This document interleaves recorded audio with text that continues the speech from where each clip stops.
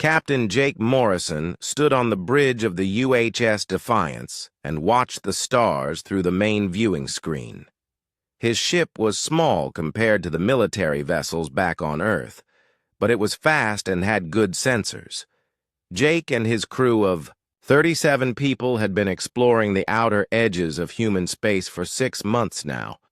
They were looking for new worlds that humans could settle on and making maps of the nearby star systems.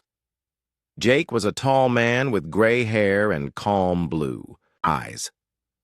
He had been in space for 20 years and had seen many strange things, but nothing had prepared him for what happened next. The ship's sensors started beeping loudly, and his communications officer, Lisa Grant, turned around with worry on her face. "Captain, I'm picking up multiple contacts on long-range sensors," Lisa said. Her voice was steady, but Jake could hear the concern underneath. "They're big, sir. Much bigger than anything we've ever seen." Jake walked over to the sensor station where his science officer, Ben Taylor, was studying the readings. Ben was young and smart, and he always double-checked everything before making reports. Now his face was pale as he looked at the data. "Captain, these ships are huge," Ben said quietly. "The largest one is almost 2 miles long. I count 12 ships total, and they're all heading straight for us." Jake felt his stomach tighten. Human ships were small and practical. The biggest warship Earth had ever built was only half a mile long, and it took years to construct. Whoever these aliens were, they had technology that was far beyond anything humans possessed. "Can we outrun them?" Jake asked his pilot, a steady woman named Carol Davis who had been flying ships since she was 16. Carol shook her head. "They're moving faster than our maximum speed, Captain. Even if we had a head start, they would catch us within the hour." Jake made his decision quickly. "All stop. Power down weapons and shields. Lisa, open a communications channel on all frequencies." The crew looked at him with surprise, but they followed his orders. Jake knew that running would only make things worse. If these aliens wanted to destroy his ship, they could do it easily. The only chance was to show that humans were intelligent and peaceful. The alien ships appeared on the main screen as they got closer. They were beautiful and terrible at the same time. The ships looked like they were made of crystal and metal, combined together in patterns that hurt to look at for too long. They moved with perfect formation, like they were parts of a single mind. "Incoming transmission, Captain," Lisa reported. "It's coming through on multiple frequencies, and the computer is trying to translate it." "Put it on the main speakers," Jake ordered. The voice that came through was cold and mechanical, like a machine trying to speak. The words were clear, but there was no emotion behind them at all. "Primitive vessel.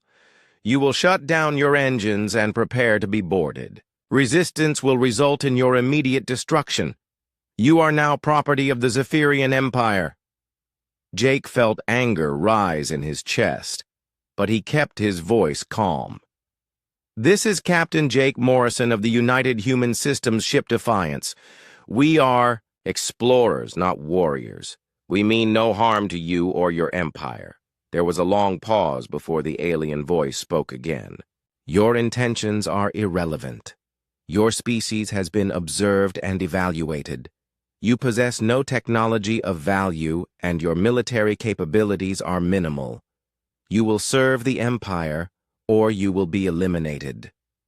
The largest alien ship moved closer to the Defiance.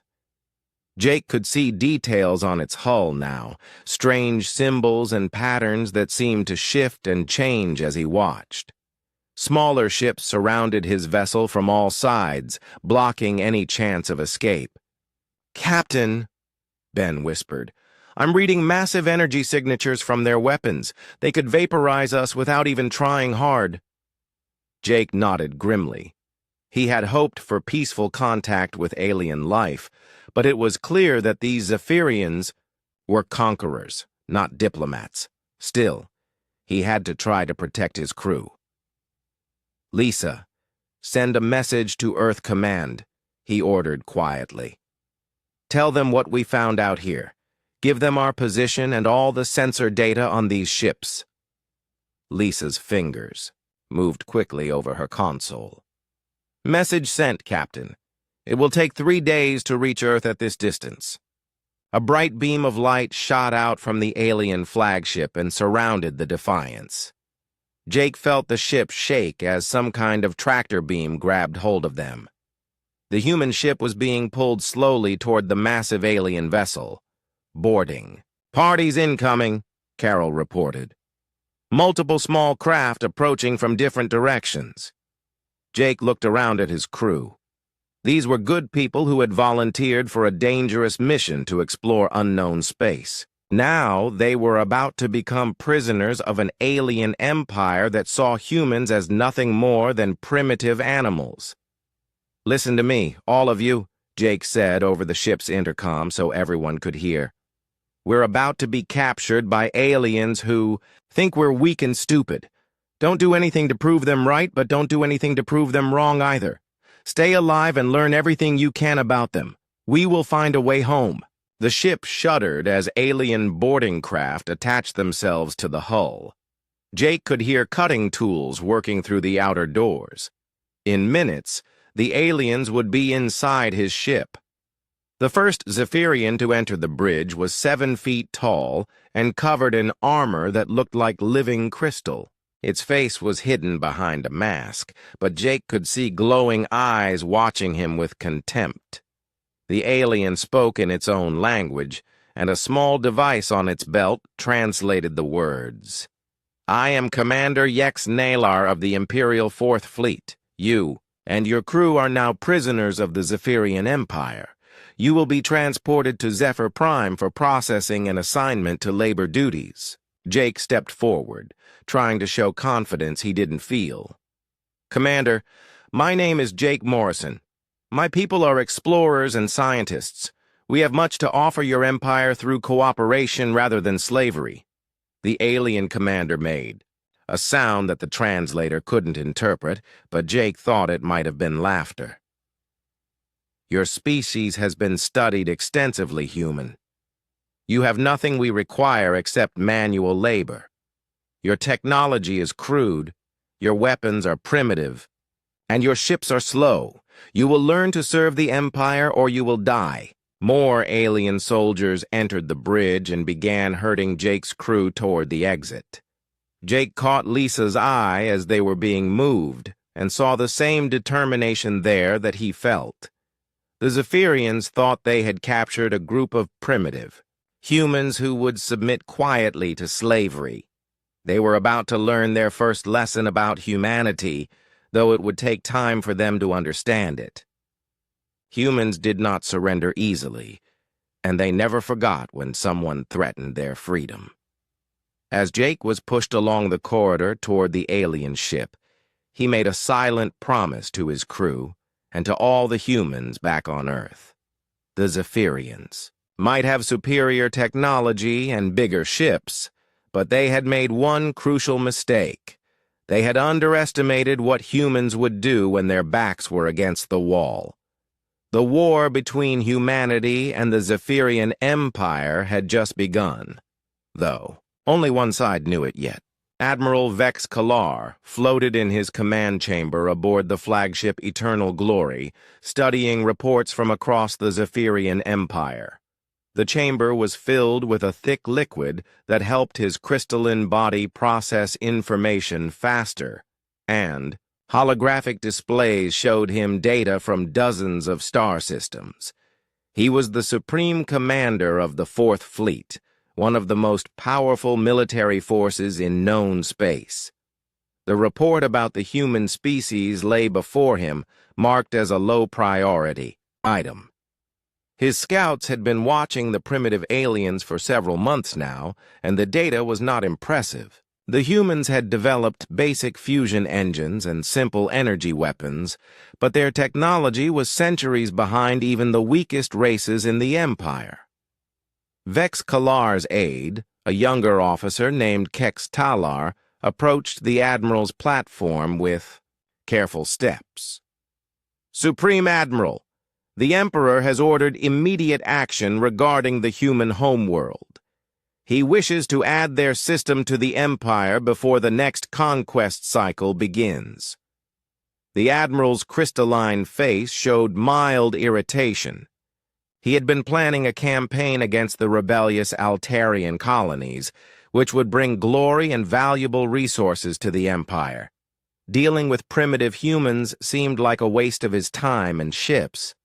"How many ships does intelligence recommend for this operation?" Vex Kalar asked, his voice creating harmonics in the liquid around him. Kex Talar consulted his data pad. "The full analysis suggests that 12 heavy cruisers and 40 support vessels would be more than sufficient to secure human surrender. Their most powerful warship appears to be less than half the size of our smallest cruiser." Vex Kalar made a dismissive gesture with one clawed hand. The humans had already proven their weakness when Captain Morrison's ship was captured without firing a single shot. This would be a simple police action, not a real military campaign. "Deploy the 7th Strike Group," he ordered. "Admiral Vex Kalar can handle this assignment. I will not waste my main fleet on such a trivial matter." 3 days later, the UHS Defiance's emergency message finally reached Earth. President Karen White sat in the emergency session of the Global Defense Council, listening to Jake Morrison's final transmission with growing alarm. The holographic display showed tactical data about the alien ships, and every number on the screen was terrifying. "Their flagship is over 3 kilometers long," reported General Paul Adams, Earth's top military strategist. "Our largest warship is the UHS Retribution, and it's only 800 meters. These aliens have ships that could destroy our entire fleet without taking damage." President White was a former military officer herself, and she understood the implications immediately. Humanity had always known that contact with aliens might happen someday, but they had hoped for peaceful first contact, not conquest by a hostile empire. "How long do we have?" she asked quietly. Admiral Nancy Brooks, commander of Earth Space Forces, checked her calculations. Based on the aliens' demonstrated speed, they could reach Earth in 90 days if they left immediately, after capturing Captain Morrison. "We have 3 months to prepare for invasion. 3 months to prepare for war against an enemy with superior technology and overwhelming numbers." President White looked around the room at humanity's best military minds and saw the same thought in every face. This was impossible. "What are our options?" she asked. General Adams activated a tactical display showing Earth's defenses. "We have 43 active warships, including the new Retribution-class vessels. We have orbital defense platforms around Earth and the Moon.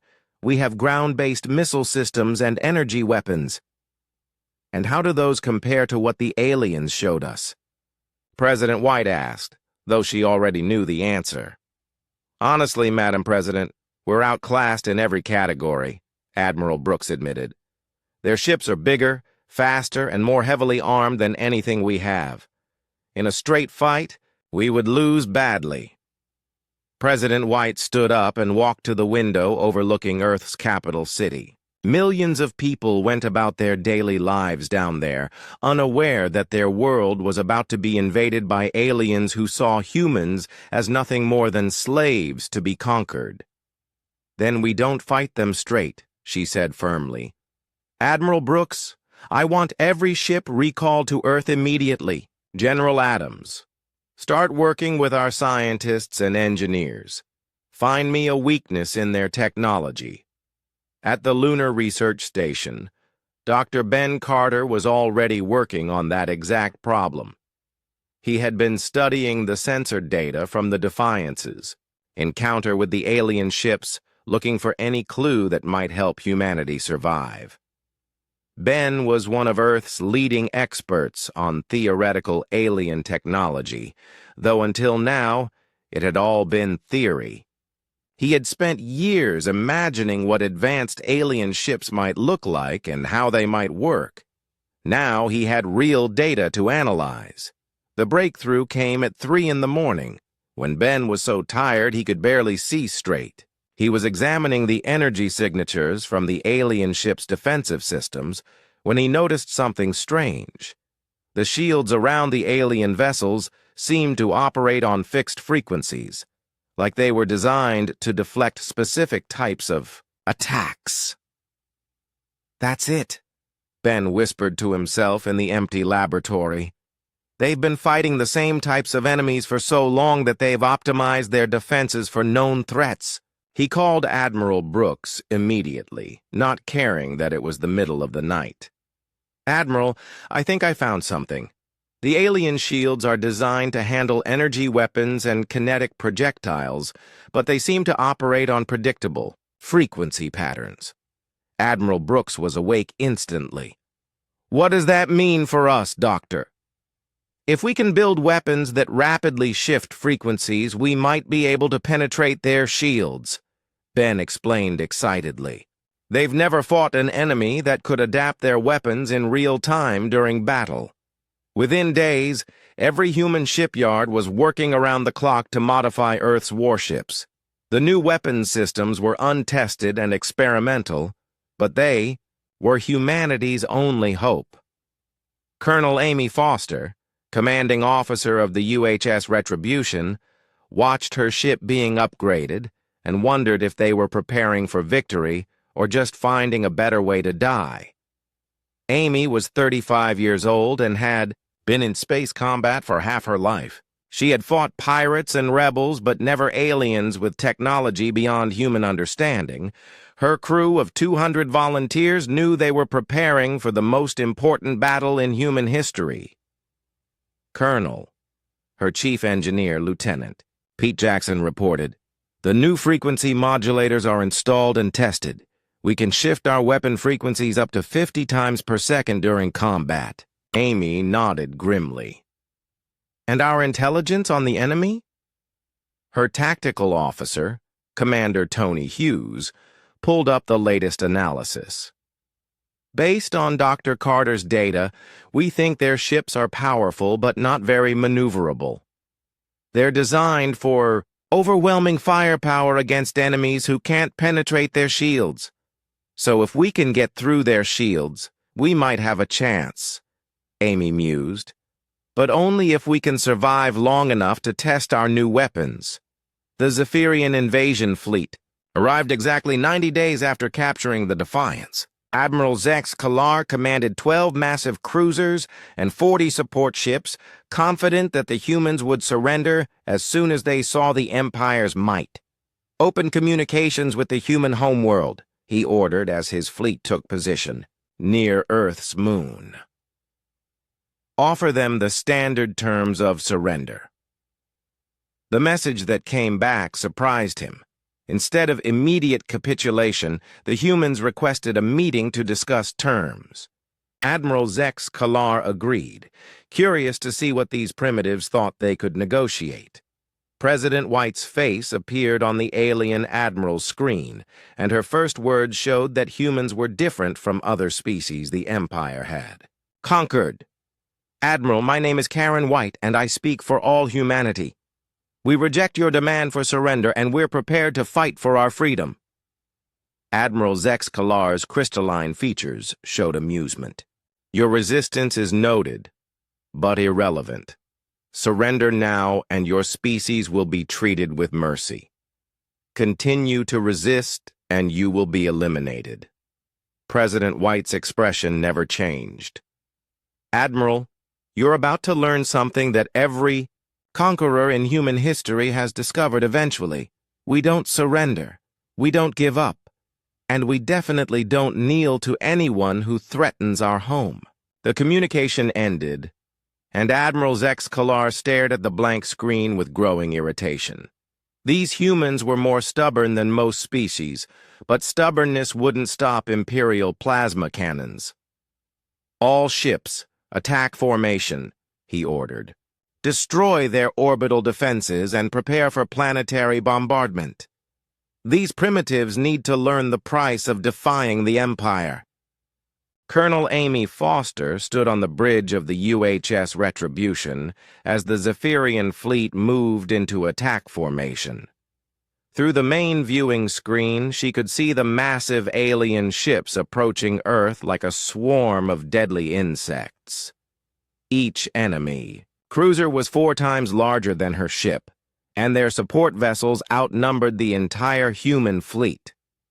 All ships report ready for battle, her communications officer reported. Earth Defense Command confirms that all orbital platforms are online and targeting the enemy fleet. Amy looked around her bridge at the faces of her crew. These men and women had volunteered for what everyone knew was probably a suicide mission. Earth's 43 warships were about to face an alien armada that had conquered dozens of worlds across the galaxy. "Listen up, everyone," Amy said over the ship's intercom so her entire crew could hear. "Today we find out if 3 months of preparation was enough. Our new weapons are untested in real combat, and we're outnumbered 4 to 1. But we have something these aliens don't understand. We're fighting for our home."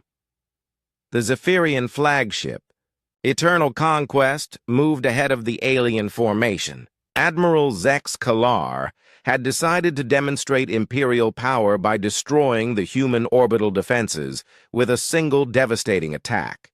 His plasma cannons could vaporize entire cities, and these primitive space stations would offer no resistance. "Target the largest orbital platform," he ordered his weapons officer.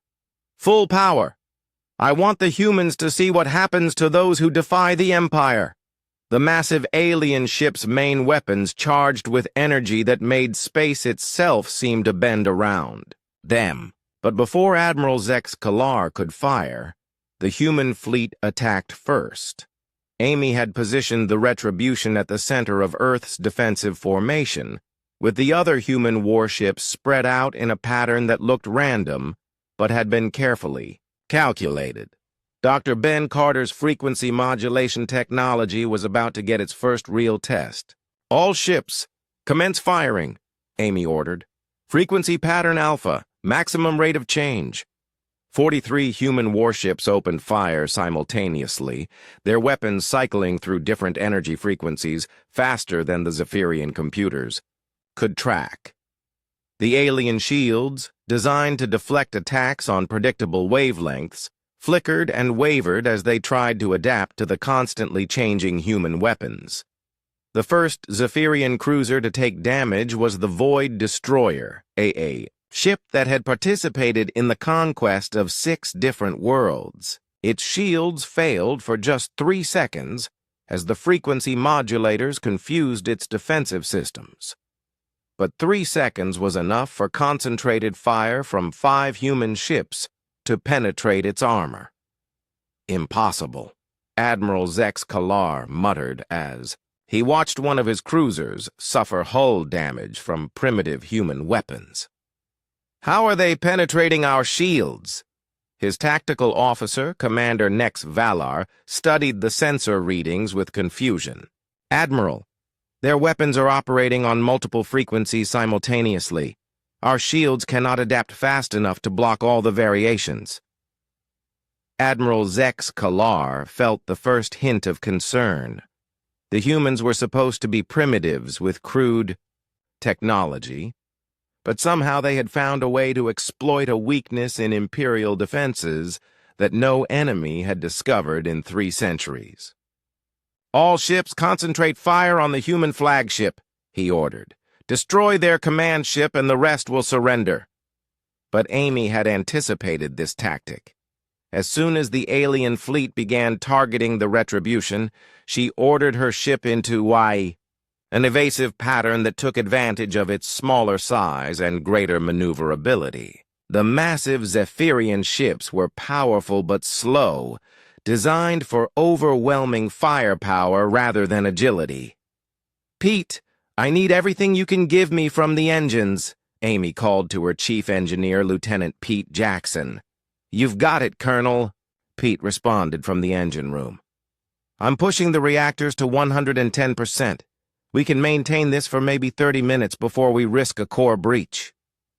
The Retribution danced between the alien ships, its weapons continuing to cycle through frequencies as it targeted the enemy vessel's weak points. Amy's tactical officer, Commander Tony Hughes, had identified the spots where the Zephyrian shields were weakest, and the human ship's attacks were surgical in their precision. "Direct hit on the Stormbringer," Tony reported. "Their shield generators are offline and they're venting atmosphere." Around the battlefield, other human ships were following the Retribution's lead.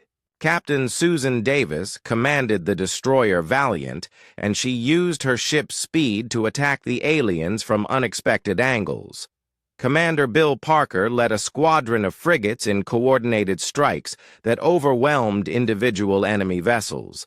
The battle that Admiral Zex Kalar had expected to end in minutes was stretching into hours. Worse, the humans were actually winning. 3 Zephyrian cruisers had been destroyed, and several others were badly damaged.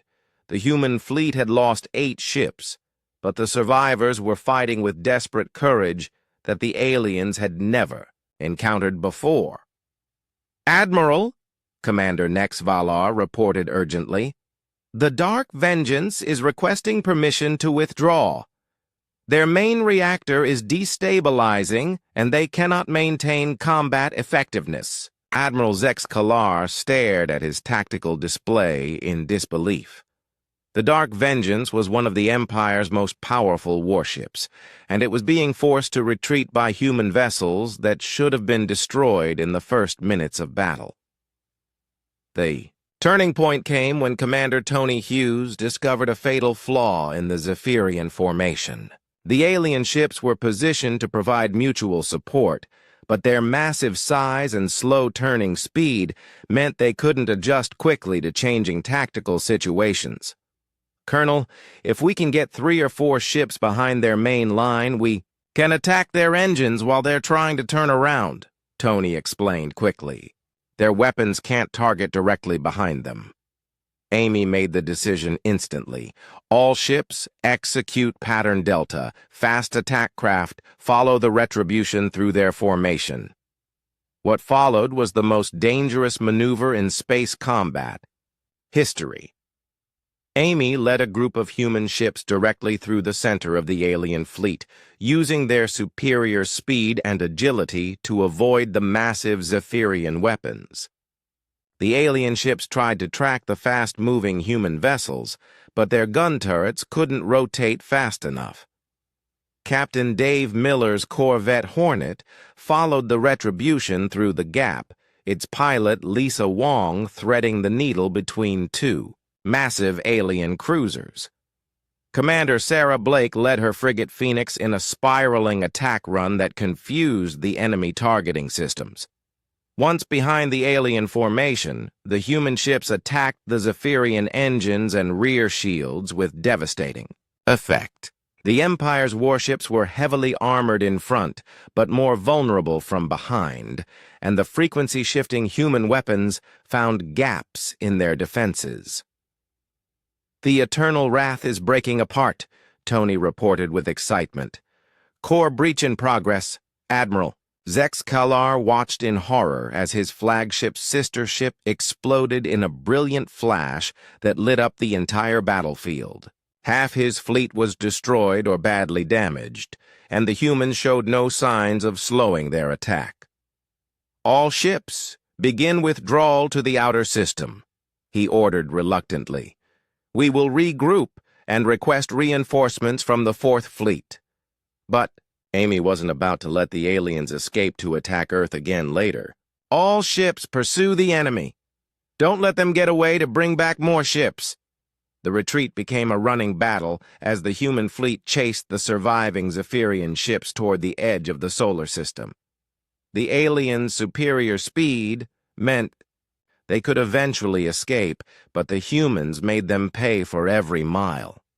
When the battle finally ended 14 hours after it began, the impossible had happened. The Zephyrian invasion fleet was destroyed or scattered, while 35 human ships remained operational. Earth was safe, at least for now. Amy stood on her bridge, looking at the wreckage floating in space around Earth. Pieces of both human and alien ships drifted past the viewing screen, silent testimony to the cost of victory. "Colonel," her communications officer reported, "we're receiving transmission from Earth Defense Command. President White wants to speak with you personally." President White's face appeared on the main screen, and Amy could see tears in the older woman's eyes. "Colonel Foster, on behalf of all humanity, thank you. You and your crews have accomplished something that military historians will study for centuries." Amy nodded tiredly. "Thank you, Madam President. But this is just the beginning. The aliens will be back with more ships, and next time they'll know what to expect from us." "Then we'll be ready for them," President White replied firmly. "The entire human race now knows that we can fight these aliens and win. That changes everything."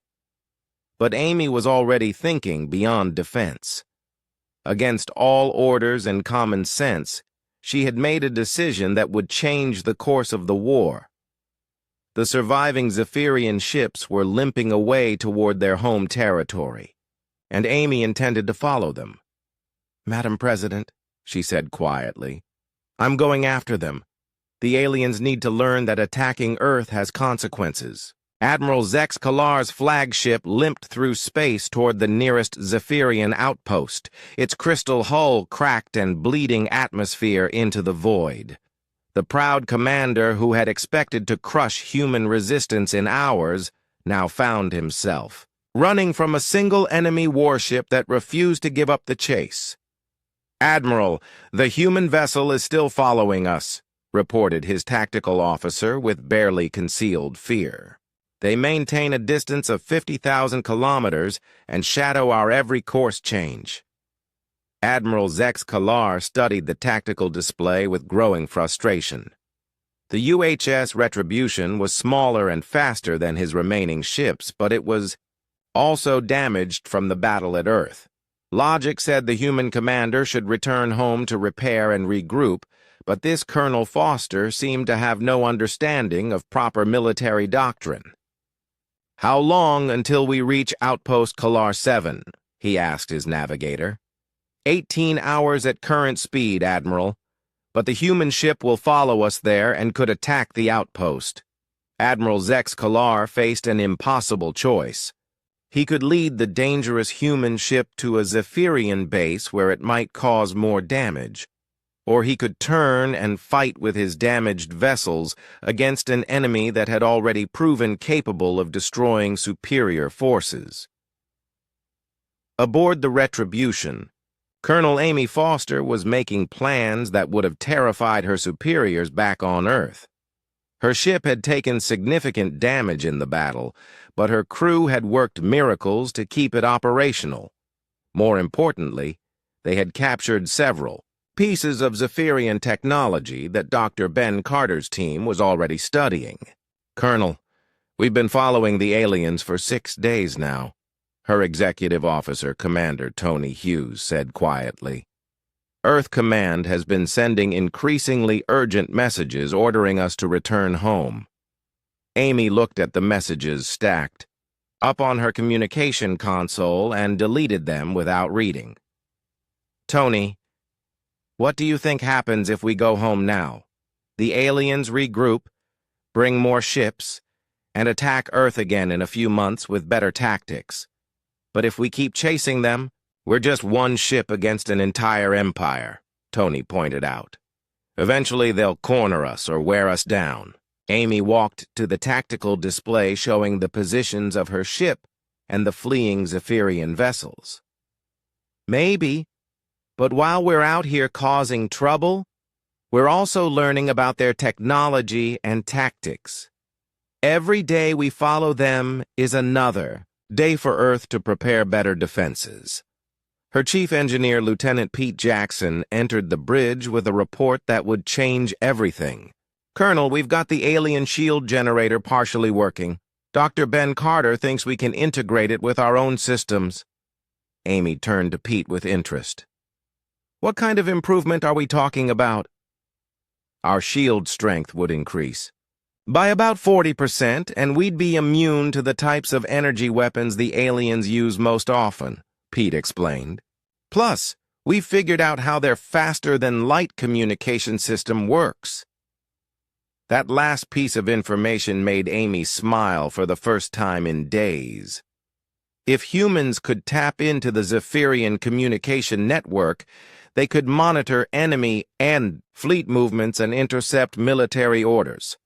"How long do you need to complete the modifications?" she asked. "Give me 12 hours and I'll have us upgraded with alien technology," Pete promised. While her ship was being modified, Amy made a decision that would turn her from a fleeing defender into an active threat to the Zephyrian Empire. Instead of just following the enemy ships, she would start attacking their supply lines and outposts. The first target was a small mining operation on an asteroid in the Kepler system. The facility was lightly defended because no one had ever been crazy enough to attack Zephyrian territory with a single ship. Amy's new alien-enhanced shields allowed the Retribution to survive the automated defense systems long enough to destroy the mining equipment and escape. News of the attack spread through the Empire's communication network like wildfire. For the first time in 3 centuries, someone had successfully raided Imperial territory. The species that was supposed to have been conquered was instead launching offensive operations against their would-be masters. Emperor Zeth Malar himself received the reports in his crystal palace on Zephyr Prime. The ancient ruler had presided over dozens of successful conquests, but the human situation was unlike anything in Imperial history. "Explain to me how a single primitive ship is attacking our territory," he demanded of Grand Admiral Kex Yaller, the Empire's supreme military commander. Kex Yaller consulted his data displays nervously.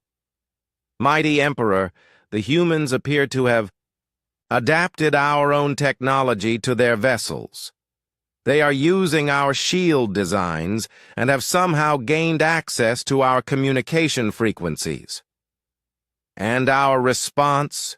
the Emperor asked coldly. "I have ordered the mobilization of the First Imperial Fleet, Exalted One. 300 ships under my personal command will hunt down this human vessel and destroy it." Emperor Zeth Malar's crystalline features showed displeasure. 300 ships to destroy one small enemy vessel. This does not speak well of our military efficiency. But the Grand Admiral understood something that his Emperor did not yet grasp. The human ship was not just a military threat. It was inspiring rebellions across the Empire. Species that had been conquered decades ago were starting to believe that the Zephyrians could be defeated. Amy learned about the massive fleet being sent against her when her communications officer intercepted Imperial military traffic. 300 Zephyrian warships were more than the entire human space force, but instead of being intimidated, Amy saw an opportunity. If they're sending their best fleet after us, that means they're pulling ships away from other duties, she told her senior officers during a strategy meeting. "We just need to make sure we're worth the trouble." Her science officer, Dr. Helen Price, had been studying captured Zephyrian data crystals and had made a discovery that changed everything. "Colonel, the Empire's communication system has a central hub on their capital world. If that hub were destroyed, they would lose coordination across 12 star systems." Amy stared at the data Helen was showing her. The Zephyrian Empire was held together by centralized control, with all major decisions flowing through the capital world of Zephyr Prime. cut those communications, and the Empire would fragment into isolated systems that couldn't support each other.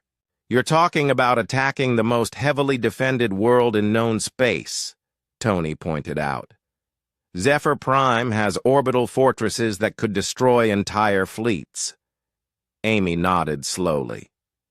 Which is exactly why they won't expect a single human ship to try it. Her navigator, Lynn Brooks, pulled up stellar charts showing the route to the Imperial capital. Colonel, it's a 3-week journey through heavily patrolled space. We'd have to avoid dozens of enemy fleets and outposts. Then we better get started, Amy said simply. What followed was the most audacious military campaign in galactic history. The UHS Retribution, alone in enemy territory, began a running battle across multiple star systems as it made its way toward the heart of the Zephyrian Empire. Amy used every trick her crew could devise. They hid in asteroid fields and nebulae, attacked supply convoys to capture fuel and supplies, and even disguised their ship with captured alien technology to avoid detection. Each successful raid taught them more about Zephyrian weaknesses and added to their growing collection of enemy equipment. The Empire's response was massive but uncoordinated. Admiral Vex Kalar led the Fourth Fleet in pursuit, while Grand Admiral Kex Yalar's First Fleet tried to intercept them. But the human ship was small and fast, and Amy had learned to think like a guerrilla fighter rather than a conventional military officer. Colonel, we just intercepted communications from the Altarian system, reported Communications Officer Dan Walsh. They're in open rebellion against the Zephyrian garrison. Amy smiled grimly. The Altarians had been conquered 50 years ago, but news of human victories was inspiring them to fight for their freedom again. Across the Empire, other subject species were starting to believe that the Zephyrians could be beaten. How many systems are in rebellion now? She asked. At least 6 that we know of, probably more, Dan replied. The aliens are having to divert ships from chasing us to deal with uprisings. Amy looked at the tactical display showing their position relative to Zephyr Prime. They were still 2 weeks away from the Imperial capital, but every day they survived was another day for the rebellions to spread. Colonel, Pete reported from the engineering station, I've got the captured Zephyrian weapons online. We now have enough firepower to take on their heavy cruisers one-on-one. Amy nodded with satisfaction. The Retribution was no longer just a human ship with some alien modifications. It had become something new, a hybrid vessel that combined the best of both technologies with the relentless determination that made humans dangerous when cornered. Set course for Zephyr Prime, she ordered. It's time to show this empire what happens when you threaten our home. As the modified human warship moved deeper into Zephyrian space, its crew knew they were probably flying toward their deaths, but they also knew they were fighting for something more important than their own survival. They were proving that no empire, no matter how powerful, could stand against people who refused to surrender their freedom. The UHS Retribution dropped out of faster-than-light travel at the edge of the Zephyr Prime system, and Colonel Amy Foster felt her breath catch as she saw the defenses protecting the Imperial capital. Hundreds of orbital fortresses surrounded the crystal world like a deadly constellation, each one larger than Earth's biggest space station. Patrol fleets moved in perfect formation between the defensive platforms, and energy fields crackled between massive weapon emplacements. Colonel, I'm reading over 2,000 defensive installations, reported her tactical officer, Commander Tony Hughes, with barely concealed awe. Some of those orbital fortresses have more firepower than our entire home fleet. Amy studied the tactical display showing the seemingly impossible task ahead of them. One damaged human ship against the most heavily defended world in known space. Any sane military commander would turn around and find a different target. But Amy had learned that conventional wisdom didn't apply when fighting for humanity's survival. "Pete, status on our hybrid systems?" she asked her chief engineer. Lieutenant Pete Jackson consulted his readings from the engineering section. "All alien technology is integrated and functioning at full capacity, Colonel.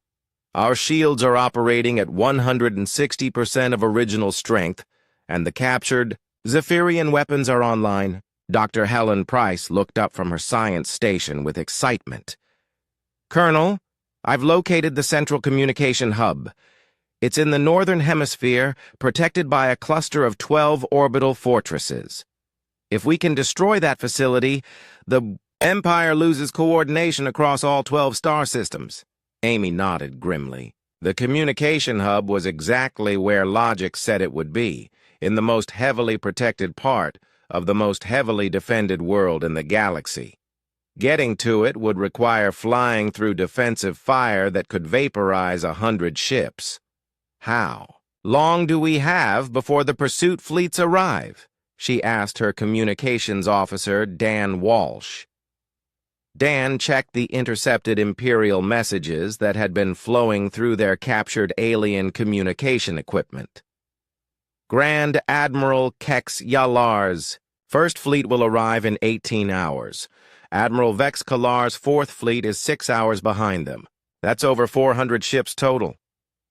Amy felt a cold smile cross her face. "Then we better get started before the party gets too crowded." What happened next became legend throughout the galaxy.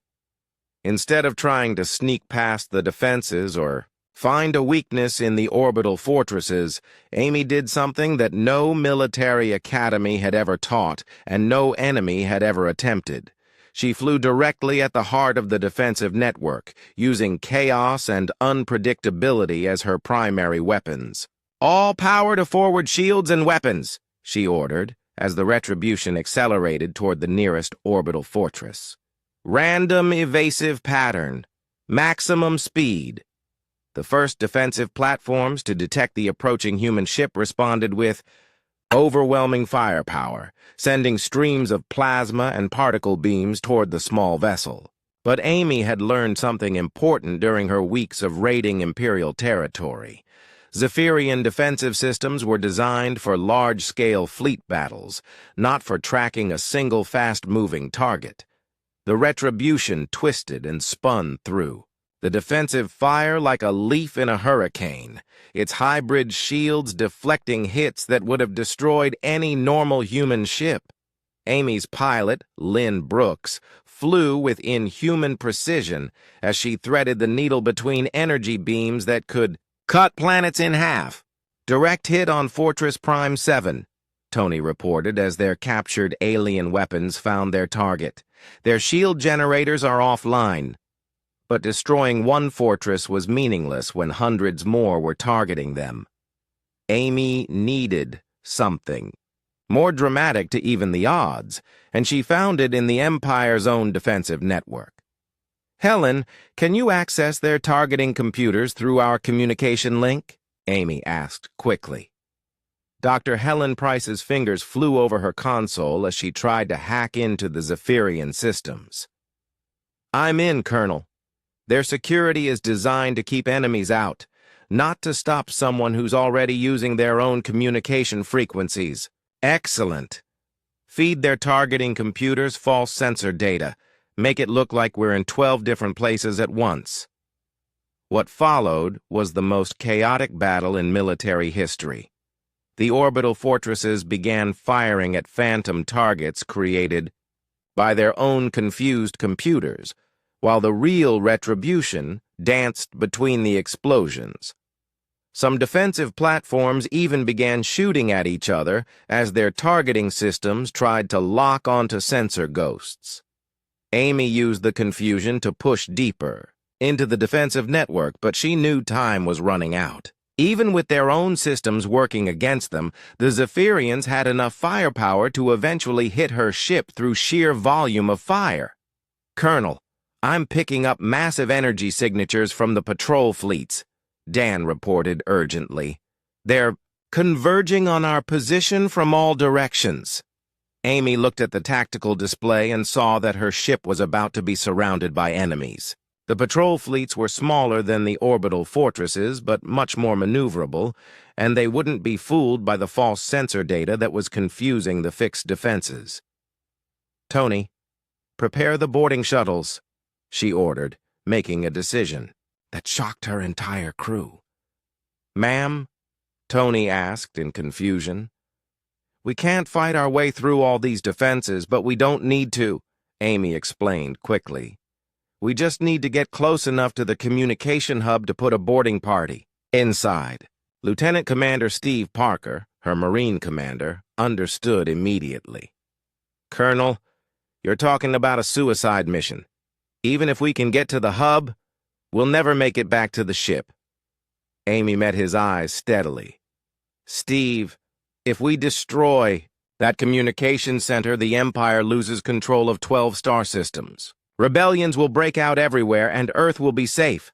That's worth any sacrifice." Steve nodded slowly, then turned to address his Marines over the intercom. "All hands, prepare for combat boarding action. We're going to hit the most important target in the galaxy." The Retribution fought its way through the inner defensive ring, using every trick Amy's crew had learned during their impossible journey.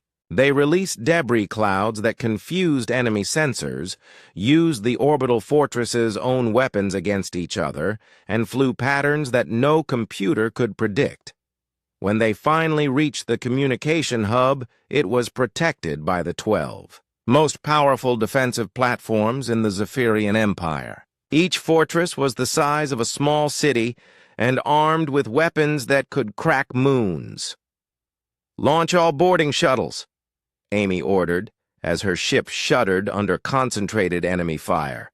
"Steve, get your people to that hub and destroy everything you can find." Lieutenant Commander Parker led 20 Marines in 3 small shuttles toward the communication center, while the Retribution drew fire from the defensive platforms. The alien fortresses were so focused on destroying the human warship that they didn't notice the tiny boarding craft slipping through their defensive screens. Steve's shuttle crashed through the hub's outer hull, and his Marines fought their way through corridors filled with shocked Zephyrian technicians. The aliens had never imagined that anyone would be desperate enough to attack the heart of their empire with a handful of soldiers. "Charges set on the main communication array," Steve reported over his radio as plasma fire erupted around him. "Secondary charges on the backup systems and the control computers." Amy heard the transmission as her ship fought for survival against overwhelming odds. Half her weapons were offline, her shields were failing, and enemy ships were closing in. From all directions. "Steve, get your people out of there," she ordered. "Negative, Colonel," Steve replied calmly. "We need to make sure this job gets done right. Tell my wife I love her." The explosion that destroyed the Zephyrian communication hub was visible across half the star system. In an instant, the centralized command structure that had held the Empire together for 3 centuries simply ceased to exist. Throughout the galaxy, Zephyrian fleet commanders suddenly found themselves cut off from their superiors. Garrison troops on conquered worlds lost contact with Imperial headquarters. The vast machine of conquest and control that had dominated known space ground to a halt. Emperor Zeth Malar's final message reached Colonel Foster's ship just as the communication network was dying. The ancient ruler appeared on her main screen, his crystalline features showing an emotion that humans had rarely seen from Zephyrians. Fear. "Human, what have you done?" he demanded. Amy looked at the alien emperor with cold satisfaction. We showed you what one human warship can do. Earth has thousands more, and we're all coming for you." The communication ended as the network collapsed completely. Amy never spoke to another Zephyrian leader again, because within hours there was no unified empire left to speak for. Grand Admiral Kex Yalar's first fleet arrived at Zephyr Prime to find chaos. The orbital defenses were firing randomly. The communication hub was destroyed, and a single human ship had somehow survived an assault that should have been impossible. But the Retribution was finished as a fighting vessel. Half her crew was dead, her engines were failing, and her weapons were offline. Amy gave the order to abandon ship just as the alien fleet moved in for the kill. The human escape pods scattered in all directions, but Amy stayed on her bridge until the end.